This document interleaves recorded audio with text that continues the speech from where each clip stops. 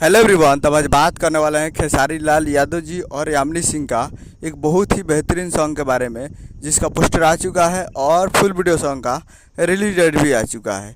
और इस गाने को लिखे हैं अरविंद तिवारी जी और इसमें म्यूजिक दिए हैं ओम झा जी, जो कि आपको स्क्रीन के ऊपर दिखाई दे रहा है। जिस सॉन्ग का टाइटल है हे जीवतिया देवता, जिसका टाइटल है हे जीवतिया देवता। और वीडियो में खेसारी लाल यादव जी है और यामिनी सिंह जी है, फिट में यामिनी सिंह जी है। तो ये फुल वीडियो सॉन्ग को रिलीज़ किया जा रहा है। Full video song release in on 21 जून 2024 को सुबह 7 AM पे फुल वीडियो सॉन्ग को रिलीज़ किया जा रहा है। यानी 21 तारीख को सुबह 7 बजे तैयार रहेगा फुल वीडियो सॉन्ग को देखने के लिए। और ये काफ़ी बेहतरीन सॉन्ग है।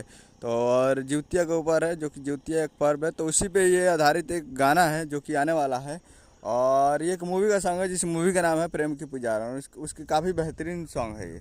तो आप लोग तैयार रहिएगा। और सिंगर खेसारी लाल यादव जी नहीं है, दूसरा अदर कोई फीमेल सिंगर है।